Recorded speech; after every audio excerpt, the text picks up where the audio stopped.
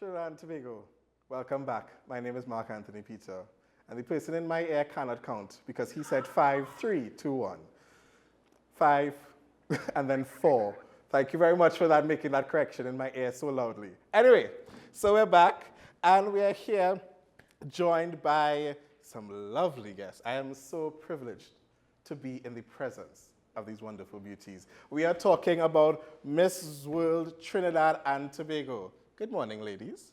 Good morning. All right, nice to have you all here. So I'm going to start at the end, and then I'm going to come up. So, Jeannine, good morning. So you are the National Director of the Mrs. World Trinidad and Tobago? Yes, I am. All right, so for those of who may not know, and everyone always has a perception of what things might be on the surface. Below the surface, beneath the surface, a little bit deeper, what is Mrs. World Trinidad and Tobago? Okay, so Mrs. World started in 1984 in Sri Lanka. I was not born yet. No. And they kept looking for outlets for married women to be able to partake in pageantry. Because we have the Miss Universe, we have the Miss World, and they have a age limit as well as different requirements. And one of the main requirements are you cannot be married, you cannot have children, and it goes up to the age of 27 or 26. Now, with Mrs. World, it starts from the age of 18, because they have 18-year-olds getting married. So it starts from the age of 18, and it's 18 and over. Mm-hmm. So you could even be 60 and taking part in the pageant as a married woman. We're a married woman. You could be pregnant. You could be married. The outlet is so vast that it's amazing now that we have our own pageant that we could take part in. So yeah. All right, lovely. And so we have with us also, we have one of the delegates, Mrs. Right? Vanessa Ramuta, right? And you are Mrs. World Trinidad and Tobago for Williamsville, right? So when you come onto a platform like this, what are you standing for? What is the purpose, and what do you hope to accomplish if you win the pageant? Hi, good morning. I am Vanessa Ramuta, a proud and honored delegate in the Mrs. World Trinidad and Tobago, representing the village of Williamsville, which is in the region of Princestown. I feel honored to be here today, and if given the opportunity to be the winner, I would love to empower both genders, male and female, because I'm also a police officer. And being out there, both platforms, both as a civilian and a police officer, I would love to help people. So my main goal is to empower both male and female, and also to assist kids, because after COVID, a lot of kids have dropped out of schools. And I think the way forward is through education and coming out here and imparting your knowledge to others. And with modern technology, we can reach at an international standard, and thereby helping my vicinity of Williamsville and by extension my country. Thank you very much. Thank you. Lovely. Next we have Jamilah Janelle James, right? Representing Davide, right? So why don't you, I feel like the Steve Harvey of pageant shows right now. So if you won the Mrs. World Trinidad and Tobago, what is your hope what is your mission? Well, firstly, as your director rightly said, it's such an amazing opportunity for us to be included. Inclusivity is so important, and not limiting us or those who would have chosen matrimony or even motherhood to still be able to compete internationally, to still be able to voice their opinions, to still be able to represent our country. So firstly, inclusivity and diversity, I am very much grateful for. And we've seen recently a resurgence of pageants, local pageants in our country. So it's great that we have so many avenues to cater for a wide cross-section of persons. But for me, odd enough, similar to our newly crowned Mrs. World or Miss World last night, financial literacy for youth is something that's very dear to me. I'm a finance professional, and as a mom, I see the importance of imparting that financial knowledge for children to understand how to not only spend, how to save and how to invest, and to understand that they can take their skills and they can monetize it, and they can, you know, find different avenues to be successful. So for me, financial literacy from a primary school level is something that is dear to me. And again, the organization that I'm employed for,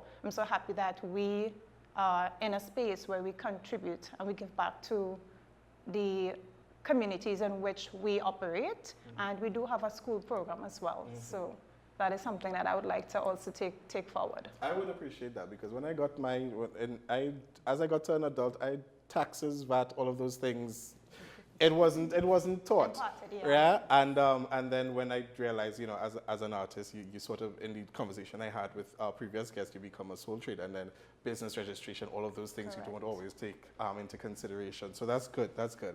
And we have with us, to my immediate left, Ms. Shady Thomas, representing Diego Martin. Yes, hi. Good morning. Good morning. Yes, so in trail with my ladies here, if I win Mrs. World Trinidad and Tobago, you know, as women, we wear so many hats, and you do drown in the hats that you wear at times, because you feel as though you have to fulfill all these roles, and you have to just be present for everyone else. So as a woman, if given the opportunity, I'm hoping to inspire a woman that even though you are a wife, even though you are wearing all these hats, even though you are spending time doing all these activities for everyone else, you can decide to partake in a show like this and just highlight attributes of yourself and to put yourself on the spotlights for once, because we do neglect ourselves as women when you take on these roles, and it is important,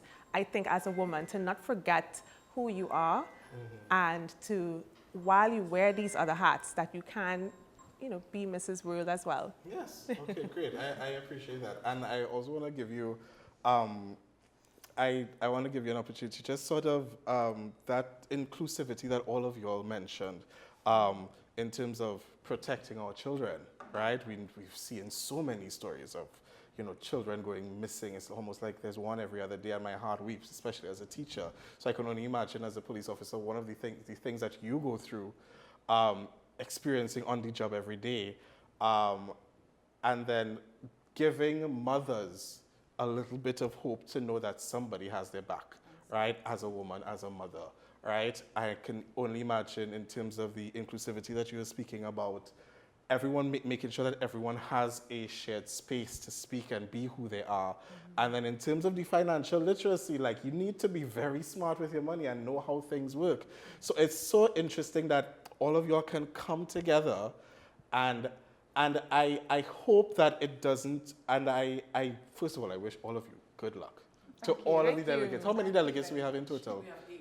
We have 8 delegates in total, right? Oh, wow. And obviously, they would each represent different things. Okay. And some of the, and Jeannine, just to wrap up with you, what are some of the things that you see in these women that just inspires you? Wow. Each single delegate, like, I'll cut it short, but each delegate to me represents a certain part of a, let's say, personality. So she's like mommy, because she's actually, I don't want to say her age, but she's the eldest. Okay. So if somebody is like going through whatever, they go to her. So she's like mommy. Right. She is Miss Stoic. So she has, in my opinion, so she's very like this teacher-esque sort of a way. Keeps you in line. Keeps us in line. Okay, Like, I am seeing that in her. Very nice. Shady is a breath of fresh air, again, with the 3 that we have here. So Shady is very positive about certain things. You're going through whatever, Shady is the counselor. And then every single person has a different thing. So we have, so I can't tell you the rest because I know we are wrapping up, but every single person has something we could go, that they're strong in, so we could speak to. So like, let's go quickly, our coach, he's someone that tried to be the voice of reason. So every single person, big up Kwesi, every single person has something to kind of keep us in line. That is so great. Ladies, I want to thank you. I really want to thank you. This has been very refreshing to be in your presence and to be privileged enough to interview and ask you all of these questions. I wish all of you all of the best. Good luck, and to all the rest of the delegates, all the best. Good luck. Continue doing the good work. This is one of the things where community is so important. And, you know, when you know for sure someone has your back in certain things, or someone has your best interests at heart, these are the platforms that helps them do what they need to do and to fulfill their purpose and to fulfill their mission. They have mission, they have vision. Ladies and gentlemen, Trinidad and Tobago, thank you for joining us this morning. My name is Mark Anthony Peter. Thank you for joining us. That's it for us, and I'll see you next week. Bye-bye.